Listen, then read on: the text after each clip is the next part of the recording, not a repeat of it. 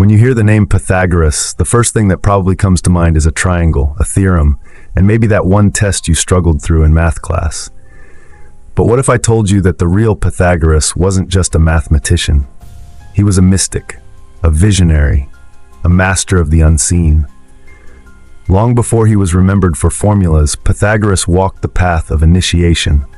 He studied in the temples of Egypt, was initiated into ancient rites, and founded a secretive school where silence wasn't just golden, it was sacred. His disciples spent years in complete silence, not as punishment, but as preparation, because what was taught inside those walls was not meant for the unprepared.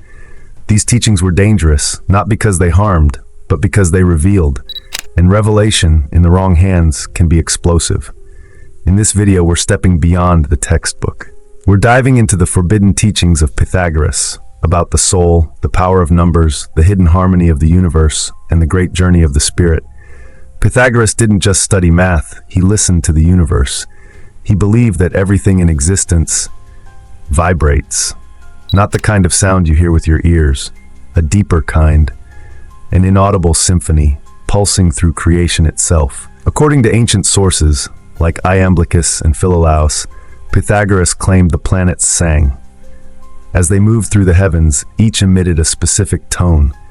Together, they created what he called the music of the spheres, a cosmic melody that has been playing since the dawn of time. We don't hear it because we're immersed in it, like a fish that doesn't know it's in water. To understand this vision, you need to let go of what you were taught about numbers. Pythagoras didn't see numbers as cold or mechanical. He saw them as living forces. One wasn't just one, it was unity, the beginning of all. 2 brought contrast, 3 created balance, 4 gave structure. Every number had a spiritual role. They were the building blocks of both matter and meaning. He made the connection between numbers and harmony by observing music. He noticed that harmonious sounds always came from precise ratios, 2-1, 3-2, 4-3. These weren't just notes, they were codes. To Pythagoras, this wasn't coincidence. It was cosmic order expressing itself through sound. If the right notes brought beauty to music, then those same proportions might be behind the design of life itself. And so, music became medicine. The Pythagoreans used sound not just to entertain, but to heal, to align, to elevate. Before sleeping, they played calming melodies to cleanse their thoughts. Upon waking, they played invigorating music to attune to the day. Music was a form of prayer, a spiritual discipline, a bridge between body and soul. And now, over 2,000 years later, science is catching up. Quantum physics tells us the universe is made of vibration. Sound therapy is entering hospitals. Healing frequencies are making a return. But Pythagoras already knew. His philosophy wasn't just about numbers. It was about living in harmony, with nature, with others, and with your own self. He taught that to live well was to be in tune. And tuning starts with listening to your thoughts, your breath, the silence between words. Because as he once said, the deepest truths are not spoken, they're felt. To Pythagoras, the body wasn't the end. It was a temporary station, a vessel. The real you is the soul, and the soul, he taught, is immortal. It travels through many lives, learning, remembering, evolving. This isn't just reincarnation, it's metempsychosis, the soul moving, transforming, carrying echoes of each experience. He studied in Egypt, where priests taught that a person is made of many parts: body, energy, mind, essence. After death, each goes its own way. He absorbed these ideas, combined them with the Orphic mysteries of Greece, and taught that the body was a kind of laboratory, where the soul is refined, tested, and prepared for liberation. His school believed in inner purification, not through rituals or sermons, but through daily silent practice, non-violence, simple food, thoughtful speech, music for the soul. Each act was a tool for transformation. This was alchemy, not the kind that turns lead into gold, but the kind that turns ignorance into wisdom. Pythagoras warned, if the soul stays trapped in ego, in instinct, in repetition, it stays stuck in the cycle. The only way out, self-knowledge. He called it anamnesis, the soul's memory. The idea that deep within us is a truth we've simply forgotten. And philosophy, music, silence, numbers, they're all ways to remember. He wasn't creating formulas, he was offering a path, a way to stop being a prisoner of the flesh and become a pilgrim of the soul. His school in Croton wasn't like others. It was a temple of initiation disguised as an academy, a place where knowledge wasn't poured into you, but drawn out. The first step, silence. Not for hours, for years.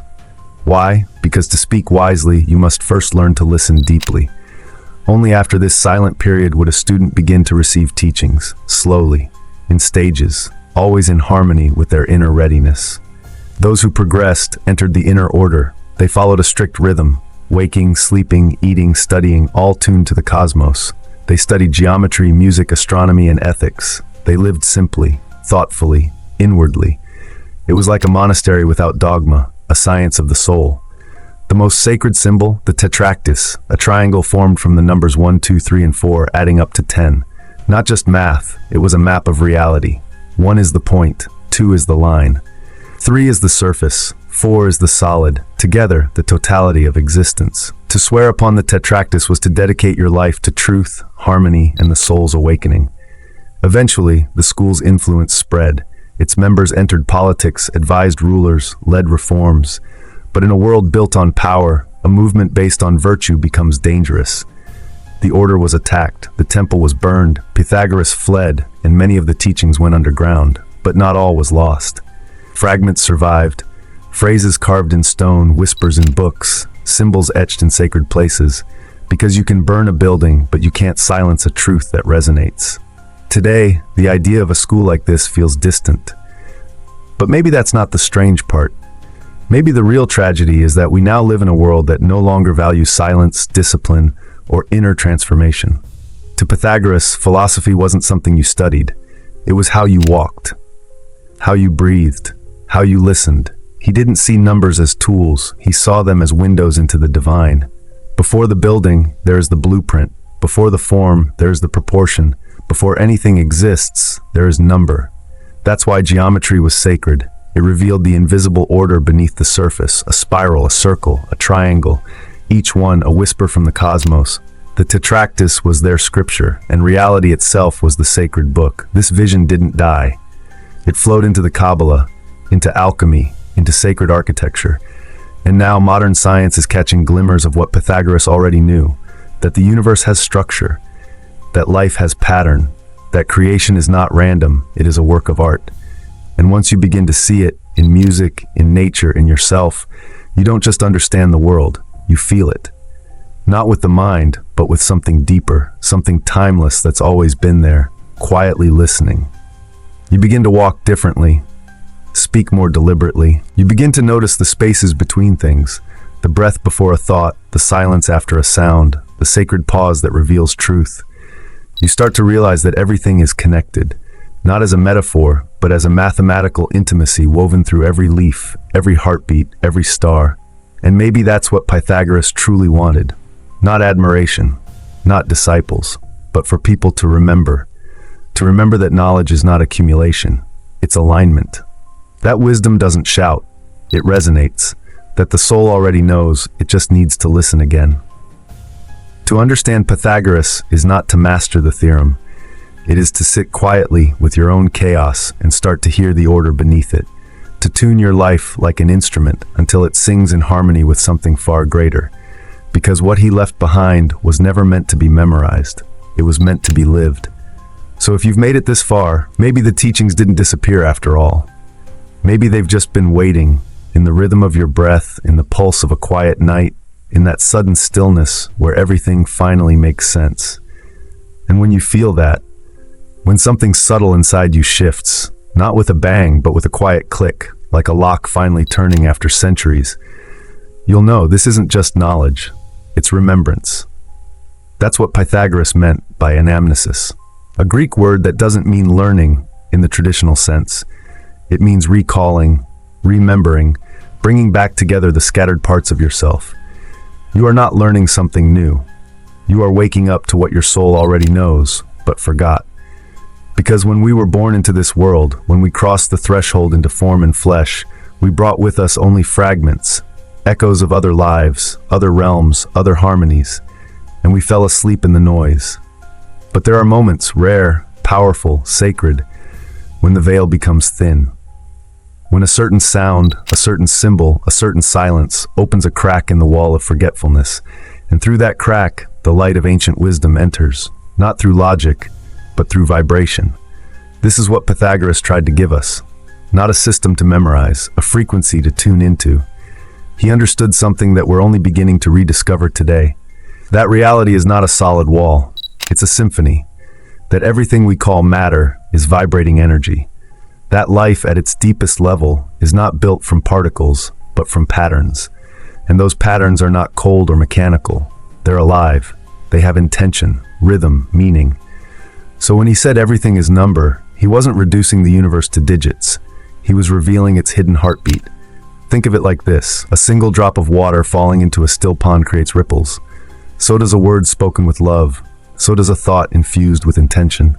So does a soul aligned with its purpose. And Pythagoras knew, if we could find the right proportions, the right notes, the right gestures, we could live in harmony not only with others, but with the entire cosmos. This wasn't poetry to him. It was science, the original science, a science of soul, a geometry of being. That's why the Pythagoreans meditated on the pentagram, why they swore sacred oaths upon the tetractys, why they lived in silence, in rhythm, in awareness. Because for them, each action, no matter how small, was part of a larger design. Eating, breathing, thinking, sleeping, all became rituals of alignment, sacred geometry turned inward. Imagine a life like that, where nothing is random, where even your breath is in tune with the turning of the stars, where silence isn't empty, it's full, where music isn't background noise, it's a map to the divine, where mathematics isn't just for engineers, it's a language that speaks to your very soul. We've lost that vision, or rather, we stopped listening. We live in a world saturated with information, but starving for meaning. We measure everything, but we rarely ask, what is worth measuring? We rush toward progress, but we've forgotten how to pause, how to dwell in mystery, how to hear the still, small voice that speaks not in words, but in resonance. That's why Pythagoras' teachings were forbidden, not because they were wrong, but because they were dangerous to ignorance, to ego, to control. He taught that the soul is sovereign, that truth cannot be dictated, only discovered, that true power lies not in conquest, but in alignment. He posed a threat not by inciting rebellion, but by encouraging inner revolution. A human being who has found their true tone, who vibrates in harmony with the cosmos, cannot be manipulated, cannot be controlled, cannot be silenced, because they've remembered who they are. And now, maybe you're beginning to remember too. Maybe you're starting to feel that strange pull in your chest, that quiet curiosity behind your thoughts, that whisper saying, there is more than this. Not more to own, not more to chase, but more to be. Maybe you've always known, somewhere deep down, that reality has a design, that beauty isn't subjective, it's encoded, that truth can be felt, not in arguments, but in the quiet trembling of a soul standing before something vast. So now we return to the beginning, not to Pythagoras the mathematician, but to Pythagoras the initiated, not the man who gave us a theorem, but the master who gave us a path. And this path still exists, not in dusty scrolls, not in forgotten temples, but in you, in your capacity to listen, to reflect, to live deliberately, to rediscover the sacred in the simple, to realign your daily life with the grand silent music of the cosmos. You don't need to become a philosopher. You don't need to escape to the mountains. You just need to listen to your breath, to your thoughts, to the silence behind the noise, because that's where it begins. That's where it always began.